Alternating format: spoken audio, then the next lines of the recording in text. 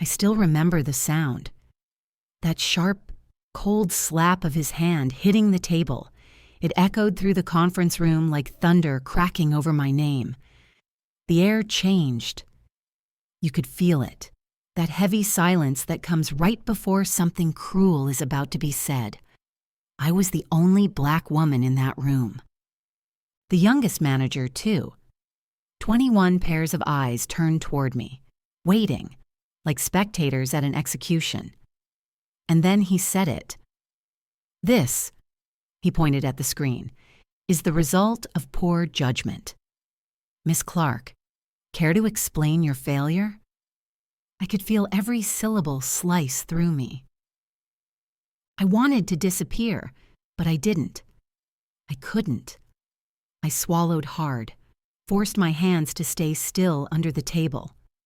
My heart was pounding so loud I thought they could hear it. Behind his words, there wasn't just criticism, there was something else. That tone I knew too well. The one that says, "You don't belong here." And just like that, I was 12 years old again, standing in the hallway of my old school, being told I was too loud, too ambitious, too much. Funny how those words never leave you. They just change uniforms. Now they wore suits and ties. He kept talking, pacing like a judge, breaking down the project I had poured months into.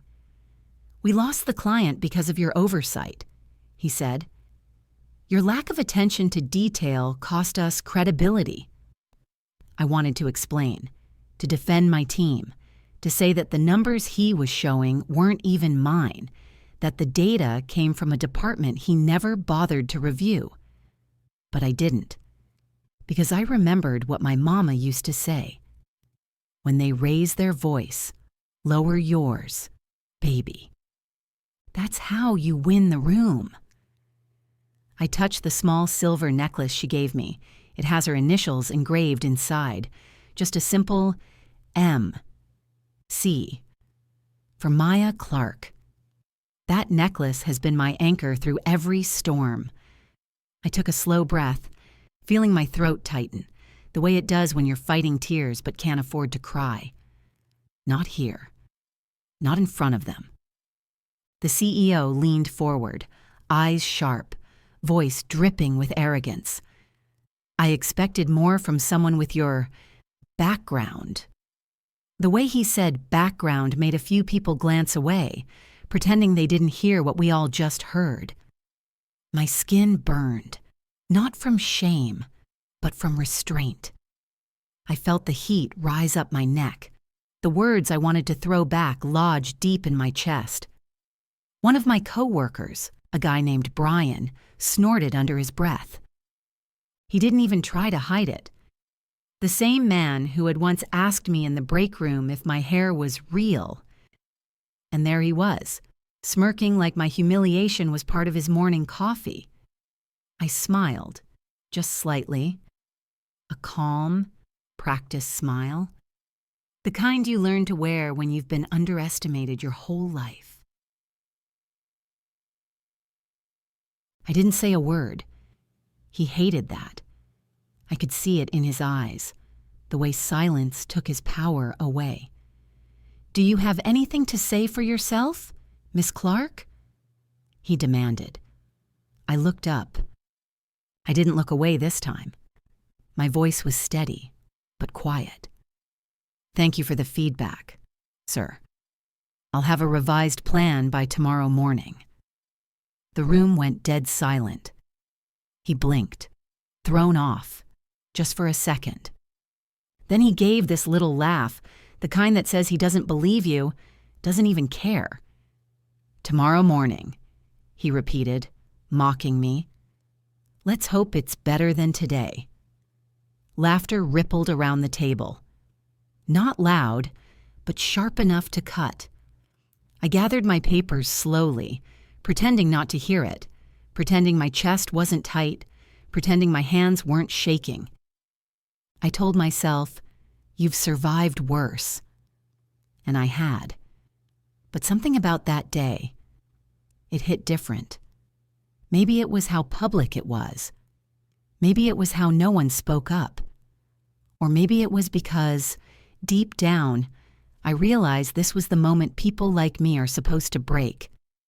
But I didn't break. I sat there, head held high, listening to him move on to the next topic, talking about budgets and projections as if he hadn't just tried to humiliate me in front of the entire department. My eyes drifted to the glass wall of the conference room. The city stretched beyond it. Skyscrapers, endless gray, and somewhere far below, the street I used to walk with my mama when she'd come home from cleaning offices. She used to point at those tall buildings and say, "One day, baby, you'll walk inside one of them, not to clean floors, but to make decisions." I wonder what she would have said if she saw me that morning, sitting in that glass tower, holding my breath, trying to keep her promise alive while the world tried to silence me. My throat hurt from swallowing pride. The meeting ended. Everyone stood, chairs scraping the floor.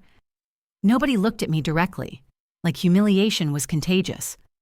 Only one woman, Angela, from HR, gave me this small nod, a look that said, "I saw that. I'm sorry." I nodded back. And as I packed my laptop, I caught my reflection in the dark glass wall, eyes tired, but still burning. I whispered under my breath, so low only I could hear, "Stay calm, baby. Power lives in patience." Mama's voice again, always there when I need it most. As I walked out of that room, I didn't know it yet, but that moment, that humiliation, that silence I chose, would be the very thing that saved me and saved this company, millions of dollars. But right then, all I could think was how good it would feel to finally prove them wrong. That night, I drove home in silence. No music, no radio, just the sound of my own heartbeat and the rain hitting the windshield like a metronome of anger. Every red light felt longer than it should. I replayed his words in my head. Maybe numbers just aren't your strength. Funny thing is, the same words Mama used to hear when she tried to get promoted at the bank. Too emotional, they told her. Not management material. But Mama never broke. She just smiled and worked twice as hard. She used to say, "Don't get bitter, baby. Get better." I parked outside my apartment, left the keys in the ignition, and just sat there, staring at my reflection in the dark glass. The woman looking back at me wasn't weak. She was tired. Yes, but tired of swallowing her own fire. I went inside and the air felt heavy, like even my walls had been listening to my humiliation. On the kitchen counter sat a framed picture of Mama, wearing that old red dress she refused to throw away, the one she called her Sunday courage. I touched the glass and whispered, "Mama." I stayed calm, just like you said. My voice cracked on the word calm, because inside, I was anything but. Her words echoed in my mind. Use your calm as your weapon. I didn't understand it fully when she said it. But that night, I realized calm wasn't the absence of anger. It was control over it. And control was power. I opened my laptop, eyes still stinging from tears, and stared at the numbers again, the same ones he said were wrong. I traced every figure, every margin, every decimal. I knew I was right. I felt it. Then I saw it. A broken vendor chain that hadn't been updated in years, hidden beneath layers of standard procedure. It was costing the company millions. My hands shook as I started running new models, recalculating everything. The clock hit 2:47 a.m. And the only light in that room came from my screen and the small candle I'd lit under Mama's picture. By the time dawn crept in, I had a full solution, an optimized system that could save the company $2 million annually. $2 million.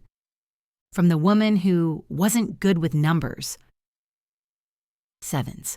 When I finally leaned back, exhausted, I could almost hear Mama's voice again. That's it, baby. Let the work speak for you. So I printed everything out, the charts, the logic, the plan, and slid it all into a folder with trembling hands. Then I took a shower, tied my hair up, put on my favorite navy suit, and looked at myself in the mirror. You're ready, I whispered. This time, they'll see you. The reflection in the glass smiled back, not the timid analyst they saw yesterday, but a woman sharpened by humiliation, standing on the edge of redemption. When I walked into the office, the air shifted. People noticed. They always do when your energy changes. The whispers followed me down the hallway. Soft, pitying, fake. I didn't care. The CEO's office door was half open. I could hear his voice, loud, confident, like nothing had happened. I knocked once. He barely looked up. Amara, he said, dismissive. Make it quick. I've got a meeting in 5. I placed the folder on his desk. This will only take 3. He smirked, leaned back in his chair, arms crossed like a man too comfortable in his throne.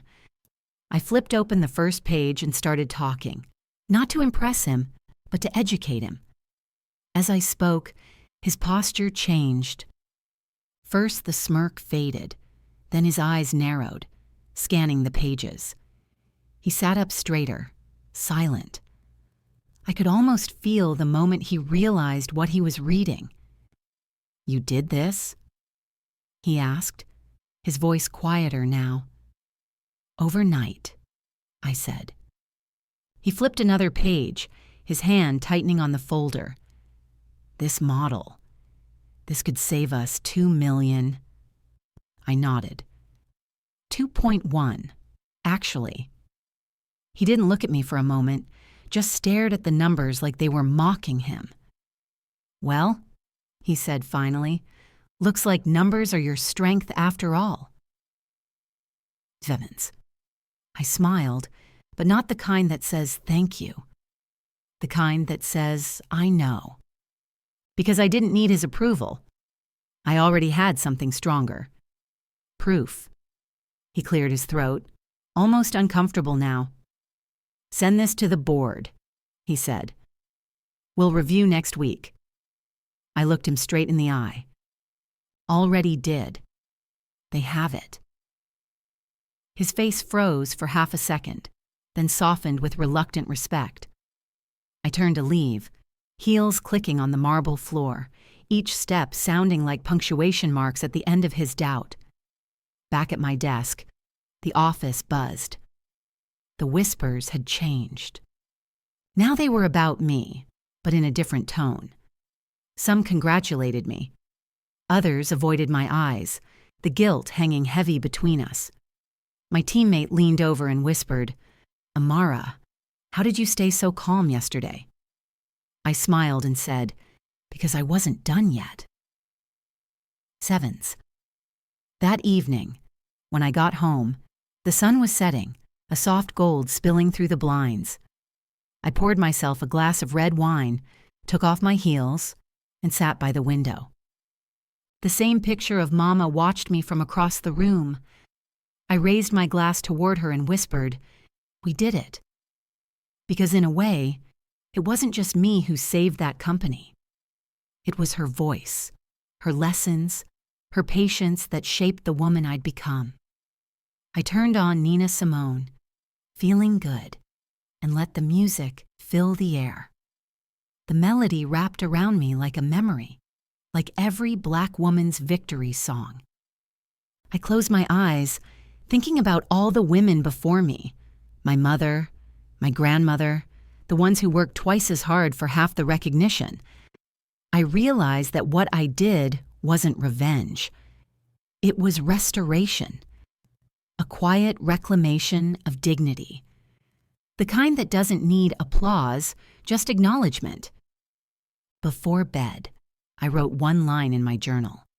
Never let their noise drown out your purpose. Then I smiled, because for the first time in a long time, I felt free. Free from doubt. Free from their expectations. Free to rise. And as I turned off the light, I whispered one last time, "Thank you, Mama." 7. The next morning, I walked into the boardroom like I owned the air itself. The sunlight glinting off the glass walls didn't intimidate me. It lit the path I was meant to take. 20 executives were already seated, murmuring softly. Some eyes were curious, some wary, and a few still clouded with yesterday's judgment. And then he walked in, CEO, sharp suit, sharp gaze, full of arrogance like he hadn't slept at all, like the world owed him silence. I carried the folder under my arm, my heels clicking on the floor like punctuation, a rhythm that demanded attention. When he saw me, I could tell he remembered yesterday. That smirk? Gone. Replaced by something else. A flicker of doubt. I opened the folder, spread the charts across the table, and leaned in, letting my energy fill the room. These are the findings from the revised vendor analysis and optimized logistics plan. It's projected to save us $2 million annually. My voice was steady, confident, carrying the weight of proof, not anger. A few murmurs escaped the room. The CFO's eyebrows shot up. The board's eyes narrowed, curious. The CEO shuffled the papers, silent, a storm brewing behind his eyes. "You did all this overnight?" he asked, disbelief dripping from every syllable. "Yes, sir," I said, calm, unwavering. Then he leaned back in his chair, fingers steepled, like a man trying to reclaim control. "Amara, you do realize this undermines some of the department's authority, right?" He smirked slightly. A test.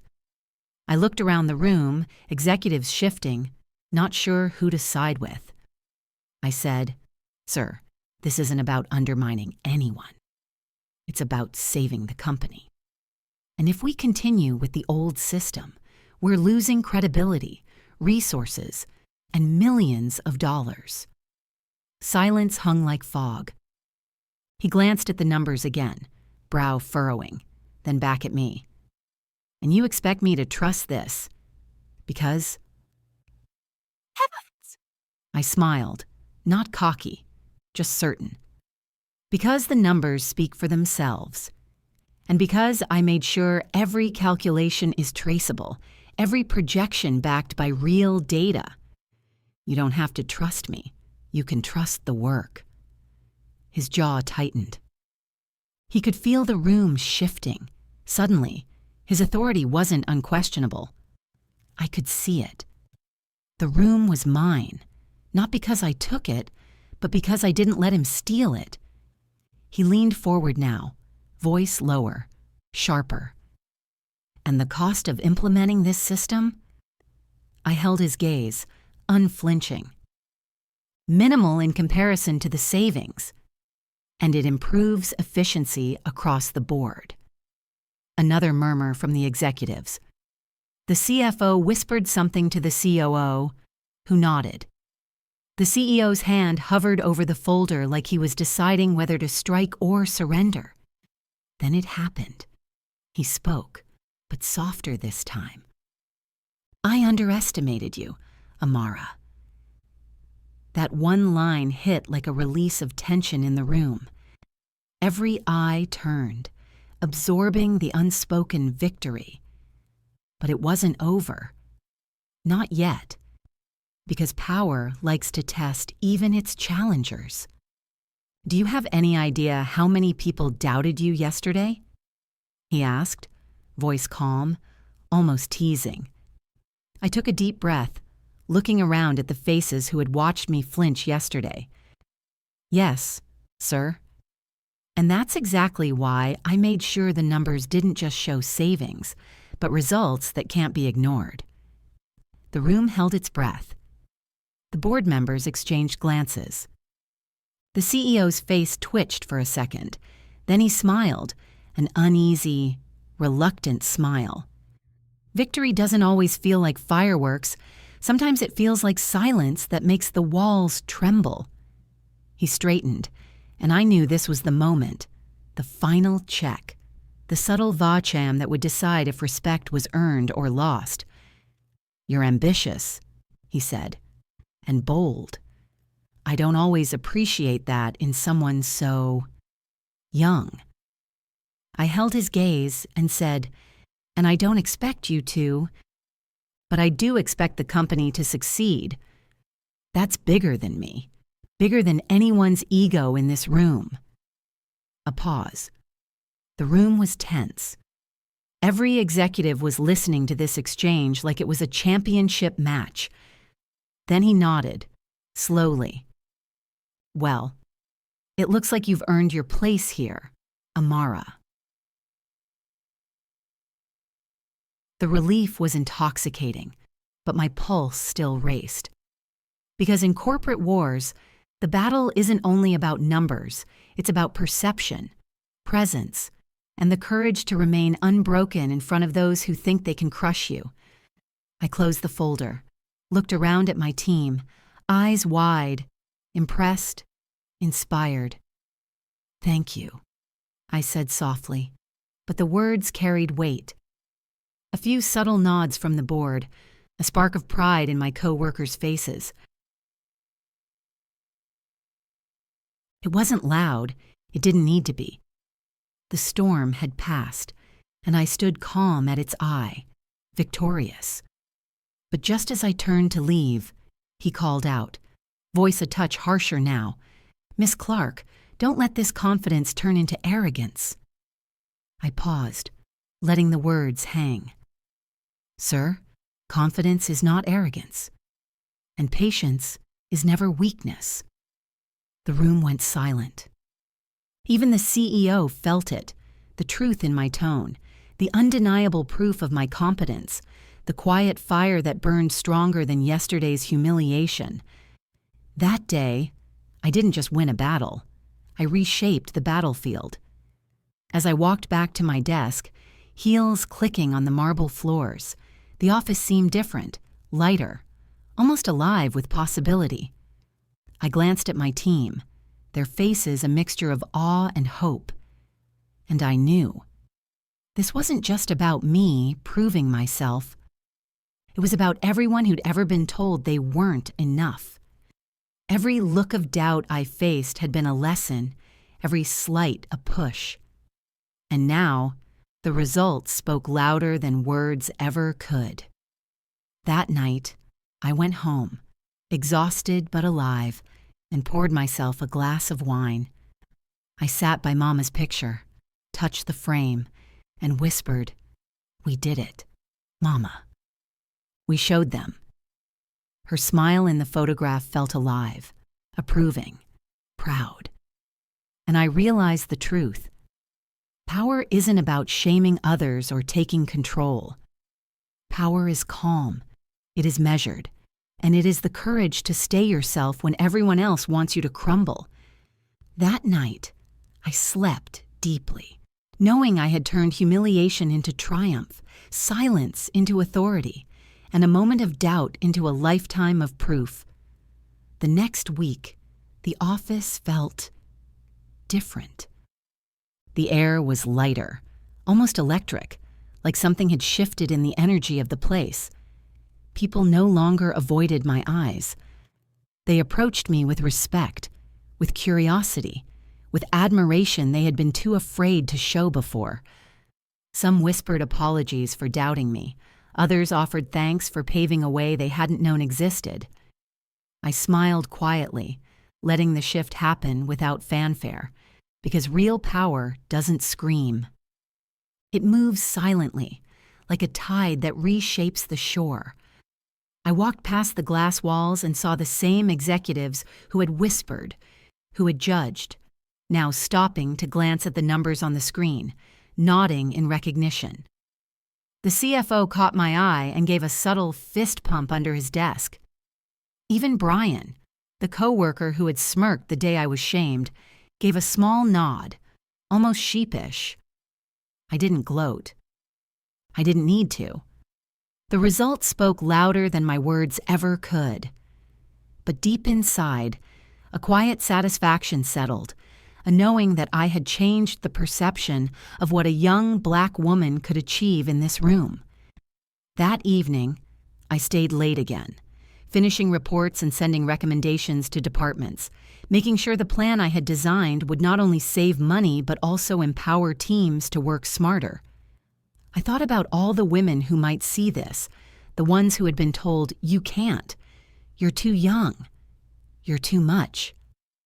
I thought about every single mother, every young woman in the corporate world, sitting in meetings where their voices were silenced, their ideas dismissed.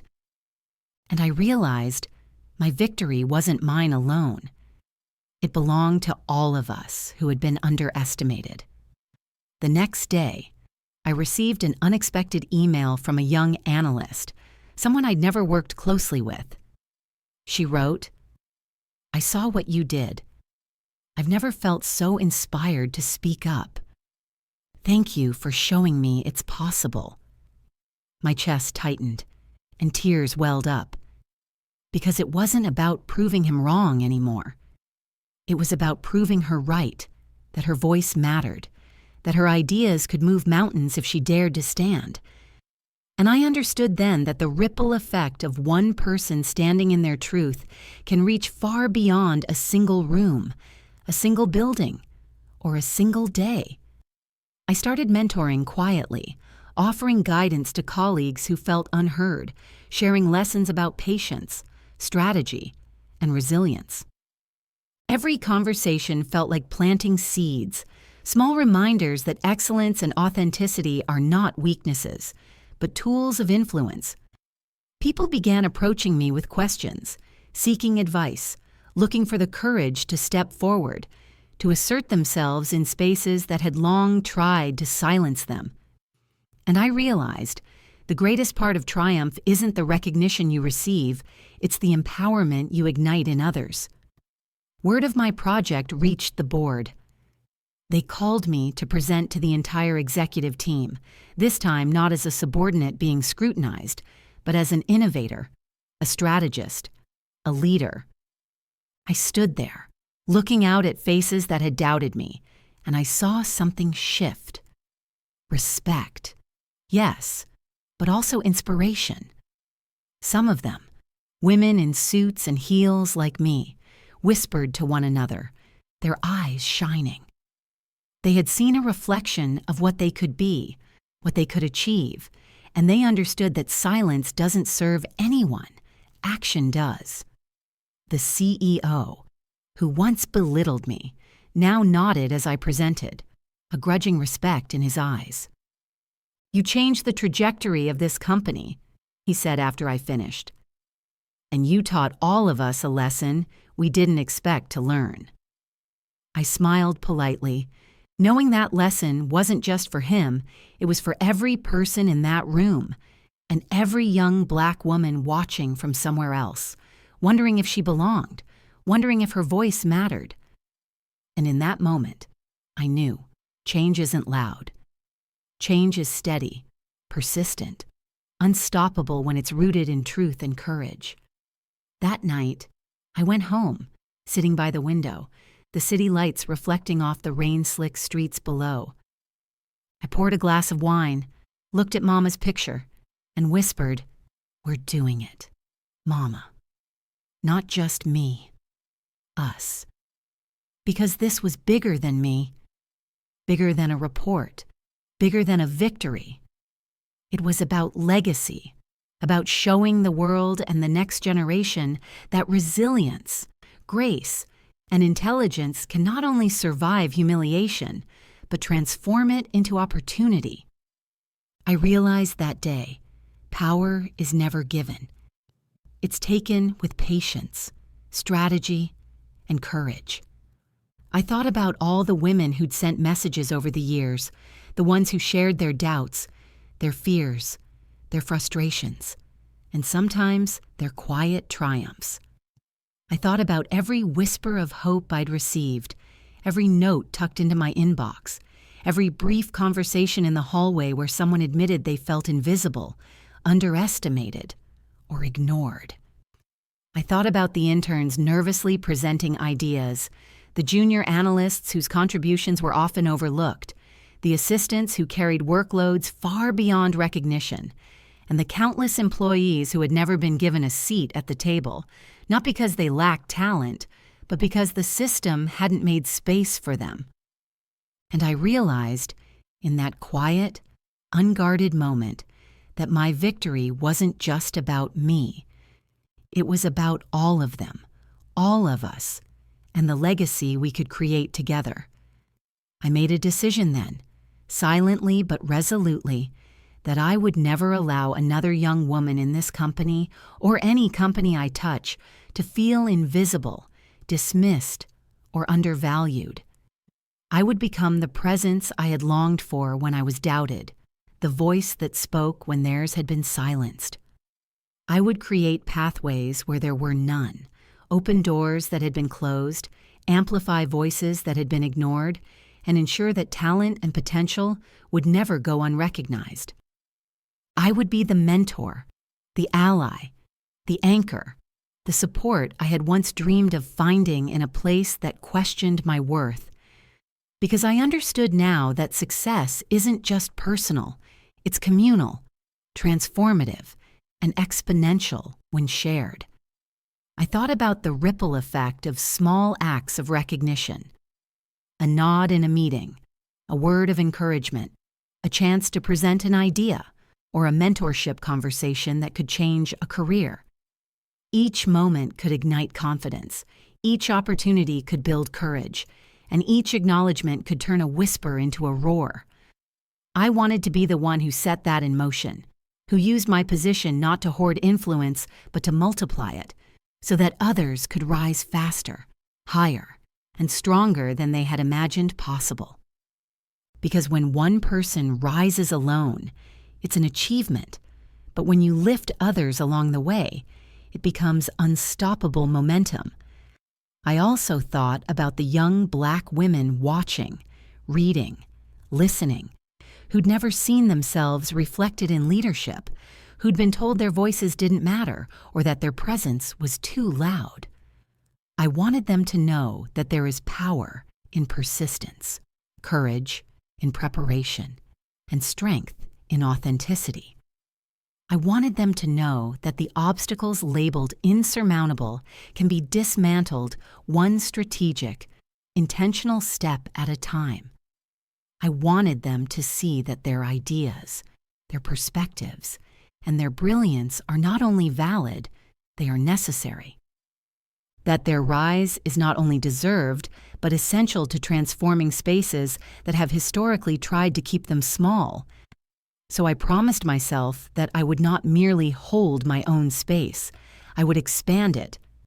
I would become a conduit for opportunity, a beacon for ambition, and a living example that leadership is defined not by age, title, or privilege, but by the courage to stand, to speak, and to lift others along the way. I would ensure that every woman who had been overlooked, underestimated, or silenced would feel seen, heard, and empowered to step fully into her purpose. And I understood finally that when we share success, when we multiply opportunity, and when we amplify voices, it is no longer just leadership, it becomes a movement. It becomes a force unstoppable, enduring, and transformative for generations to come. The aftermath wasn't about celebration. It wasn't about trophies or emails of praise. It was about watching change ripple outward, small acts of courage inspiring bigger ones. Watching people realize that bias and doubt are only temporary obstacles, and that talent, persistence, and integrity cannot be silenced. That night, I closed my eyes and felt Mama's presence. I understood finally that she wasn't just my mother. She was a movement, a quiet force guiding me, and through me, countless others. And in that moment, I vowed to keep her legacy alive, to rise, to lead, to empower, and to never let anyone's doubt define my worth or the worth of anyone who follows. I learned something that day that no title, no promotion, no paycheck could ever teach me. Humiliation can either break you or make you sharper than any weapon. And I chose the latter. I remembered Mama's words, "Use your calm as your weapon." I finally understood that calm isn't about suppressing anger. It's about channeling it into action, precision, and impact. That's what power feels like: quiet, undeniable, unstoppable. In the weeks that followed, I didn't just continue my work, I amplified it. I sought out every inefficiency, every overlooked process, every voice that had been silenced in meetings and offered them a place at the table. I mentored, I listened, I lifted others while proving myself. I realized then that true leadership isn't about winning a single battle. It's about empowering a movement, creating ripples that no one can ignore. And I felt proud, not for what I achieved alone, but for what we could achieve together. The hardest lesson was learning that respect must be earned, not demanded, and that authenticity is the only armor that lasts. I watched as people who had doubted me before slowly began to trust, not because I sought approval, but because my work and integrity spoke louder than any argument ever could. And I understood that every microaggression, every subtle dismissal, was never just about me. It was a test of resilience, patience, and vision. Those who pass it quietly, who respond strategically and courageously, are the ones who transform their world. I started thinking about all the young women who are still waiting for permission to rise. All the Black women in boardrooms, classrooms, studios, and offices who are told they're too much or not enough. I thought about how many times I had doubted myself before Mama's voice reminded me that strength isn't loud, it's consistent. And I realized my story wasn't only mine, it was theirs. And it's theirs now, to take courage from, to learn from, to stand taller because someone else already faced the fire and came through. So here's my message, loud and clear for anyone listening. Don't shrink when the room tries to make you small. Don't apologize for knowing your worth. Turn every doubt into fuel, every insult into motivation, and every moment of fear into preparation for your rise. Strategy and grace are not mutually exclusive. They are the ultimate combination that can't be silenced. And when you do finally rise, rise for yourself and for all the women who are still waiting for a chance to be seen. I can still remember the moment I realized I had done more than save a company. It wasn't just a line on a spreadsheet or a projected number on a presentation slide. It was a reckoning. I had rewritten the narrative of what a young Black woman could do when underestimated, dismissed, or doubted. For years, I had been told to fit into boxes that weren't made for me, to soften my voice, to shrink my presence. And in that moment, I understood something profound. I didn't just survive, I redefined what survival looked like in a space that constantly tried to erase me. I thought about every young woman who has been told her ideas were too bold, too loud, or too ambitious. I thought about every colleague who was silenced, every suggestion that was dismissed before it could even breathe, and every door that was quietly closed in someone's face. And I realized those voices, including mine, mattered far more than anyone could see at the time. The impact of our contributions isn't always immediate, but when you refuse to be diminished, the ripple spreads. What feels small or unseen can ignite change that reverberates farther than a single boardroom, a single meeting, or a single project. I had done something far greater than preventing financial loss or optimizing processes. I had shattered assumptions about capability, about authority, about presence. I had shown that intelligence, patience, and authenticity are more powerful than intimidation, arrogance, or bias. I had proven that dignity and preparation can speak louder than shouts or threats. Every strategic choice, every calm decision, every calculated step wasn't just about proving them wrong, it was about proving to myself and to anyone watching that our worth cannot be dictated by external judgment. And in that revelation, I found my purpose. My purpose wasn't tied to titles, corner offices, or paychecks. It was tied to empowerment, to paving a path where there had been none.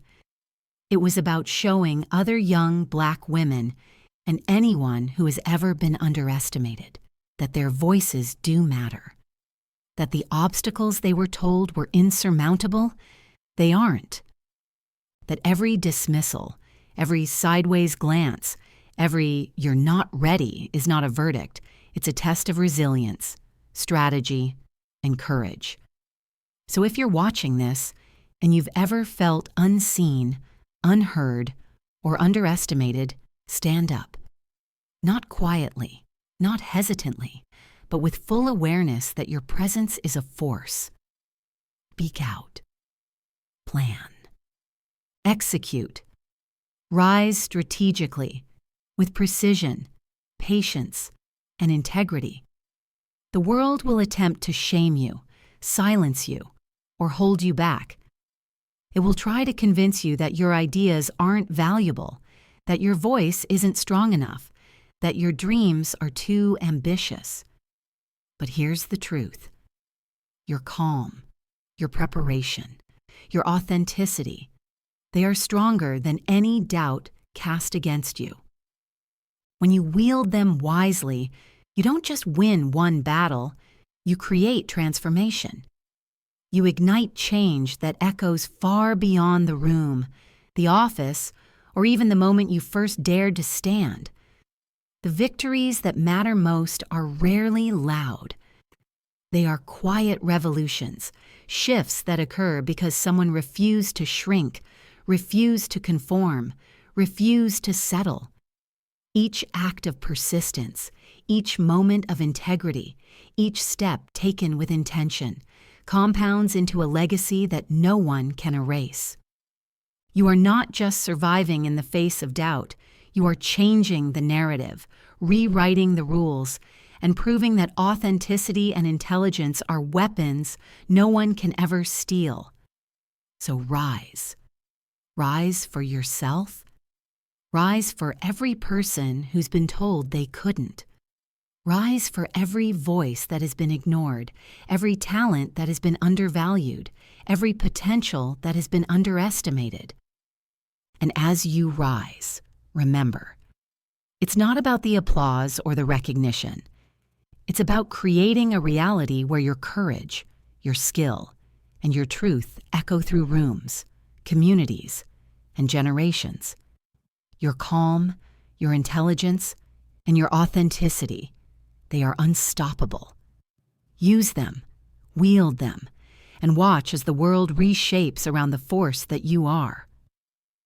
Because at the end of the day, power isn't given, it's claimed. Respect isn't demanded, it's earned. And your voice isn't optional, it's essential.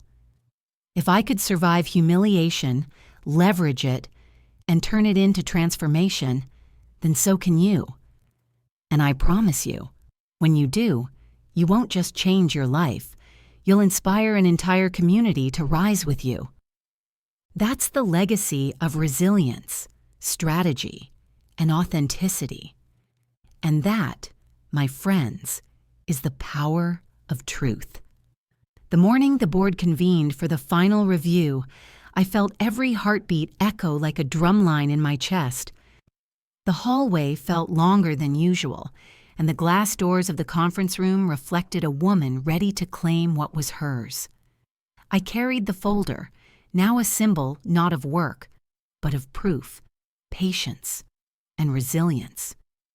As I stepped in, the CEO's eyes met mine. The tension was palpable. He leaned back, arms crossed, lips tight. Yesterday, he had doubted me. Today, he had to face the truth. The first slide projected, numbers and projections illuminating the room, and I began speaking. My voice was calm, precise, unapologetic. Here's the complete implementation plan, forecasted savings, and risk assessment, I said. The CFO interrupted, skeptical. Are you sure these numbers account for the vendor discrepancies? I nodded, flipping to the specific page. Every discrepancy is addressed, every cost accounted for, and the revised model is validated with live data. The room went silent. Then came the first clash, CEO leaning forward, tone sharp.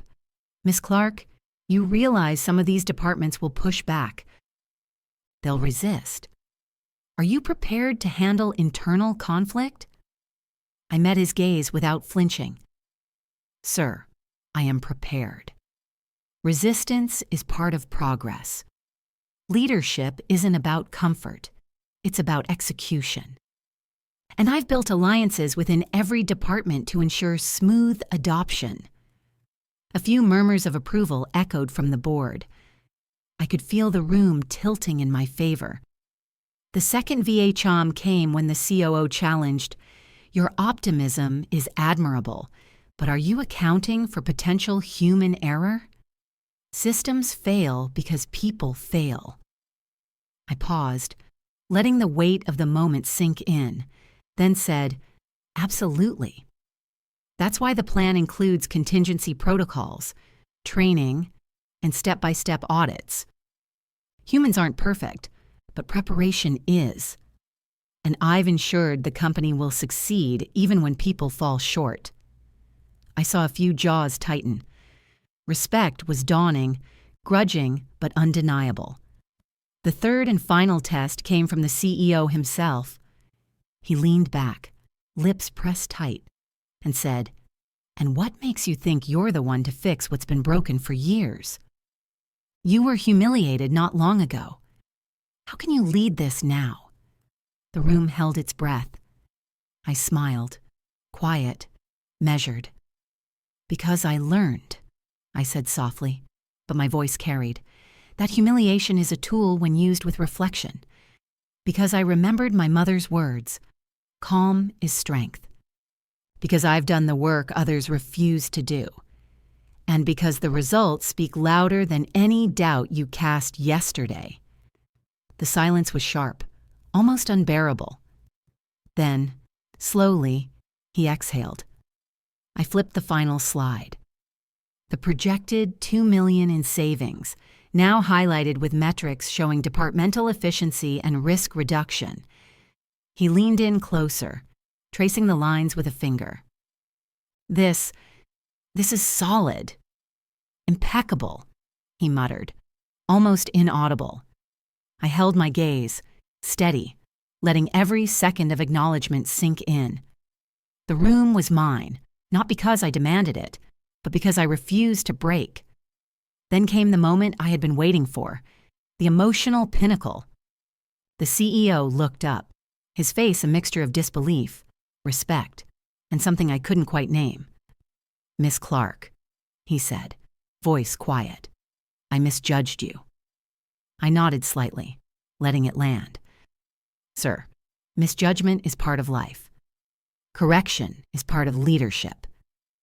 My words hung like a gavel striking truth. The executives exhaled, some smiling, some nodding, and the air shifted. Victory was complete, but not in noise. It was in acknowledgement, in undeniable authority earned. As I closed the presentation, the murmurs became genuine applause. My team beamed. Brian, the colleague who had sneered yesterday, gave a small, sincere nod.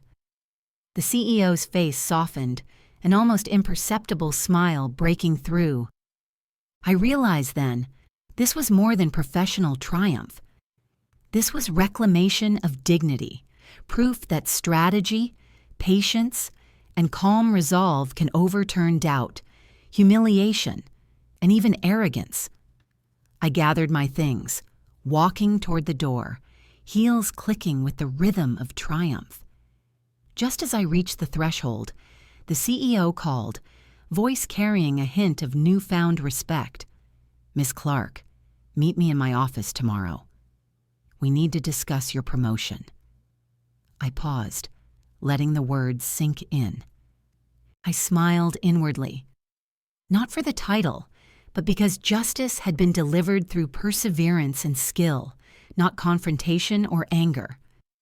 Later that night, I stood by the window, looking at the city lights, thinking about every young Black woman watching, doubted and underestimated. I whispered, "This is for you. Stand tall. Speak clearly. Work relentlessly. Your calm is your power. Your preparation is your sword. Your voice is unstoppable." And I knew, in that quiet moment, that triumph wasn't loud. It wasn't about fireworks or applause. It was about claiming your space, quietly, strategically, and forever altering the narrative that tried to define you. I want you to hear me when I say this.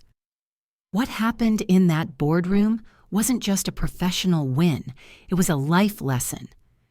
The CEO, the whispers, the judgment, the humiliation, they were all mirrors showing me the truth about myself. Strength isn't loud. Power isn't aggressive. Resilience isn't about fighting back with anger. It's about standing calm, steady, and unwavering when everyone expects you to crumble. That's the kind of power that transforms not only careers, but communities. I think about every young Black woman who's been told she's too much or not enough. I think about every voice that's been silenced in meetings, every idea dismissed before it could breathe. I want you to know, your ideas matter. Your voice matters. Your calm, your preparation, your patience. They are more powerful than anyone's doubt. Humiliation is temporary. Strategy, integrity, and perseverance, those are permanent. That's the legacy you carry when you refuse to let someone else define your worth. Mama always said, "Amara, your calm is your sword, and your truth is your shield." I finally understood what she meant. Every action I took after that public criticism was deliberate, precise, and intentional. I turned pain into strategy, doubt into action, and a moment of shame into a movement of inspiration. And here's the truth. When you operate from authenticity and preparation, people notice, even when they pretend they don't. You can change the trajectory of your life quietly, and yet profoundly, without needing to prove yourself to anyone but the universe itself. I also learned that leadership is never a solo journey. The team who supported me, the colleagues who whispered encouragement, even the young analyst who sent that heartfelt email, they were all part of the ripple. Success is a chain reaction. Influence is contagious. Empowerment multiplies. And when you rise for yourself, but also rise for everyone else who's been overlooked, underestimated, or dismissed. That is how legacies are built, and that is how change echoes far beyond a single office, city, or career. And here's the reality. The world will test you. It will try to shame you, silence you, and make you doubt yourself. But every test is an opportunity. Every slight is a chance to prove strategy beats anger, patience beats panic, and preparation beats fear. I turned a humiliating moment into a triumph, not because I sought revenge, but because I sought truth, clarity, and excellence. And the same is possible for you. The room that doubts you today can be the stage where your brilliance is undeniable tomorrow. So if you're watching this and you've ever felt underestimated, overlooked, or silenced, hear me now.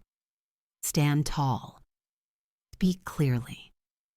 Work relentlessly. Plan wisely. And never forget that your calm is more powerful than their judgment, your preparation more effective than their doubt, and your authenticity more valuable than their approval. Your rise isn't just for you, it's for every voice that's waiting for permission to be heard. And that, my friends, is how you turn adversity into empowerment. Now, I want to challenge you. If you feel inspired, drop a comment below and share your story. Tell me one moment where you overcame doubt, where you turned humiliation into strength, or where you empowered someone else with your courage. Let's build a community that celebrates resilience, authenticity, and relentless pursuit of excellence. Like, share, and tag someone who needs to hear this today, because your voice matters, your story matters, and together we are unstoppable. And remember this: you will face storms, you will face doubt, and you will face people who try to define your limits. But if you stand in your truth, act with preparation, and rise with calm confidence, nothing, and I mean nothing, can stop you. This is the legacy I inherited from Mama, the lesson I live every day, and the message I leave with you. Power is quiet, courage is deliberate, and authenticity is the ultimate revolution. Claim it, live it, and pass it forward.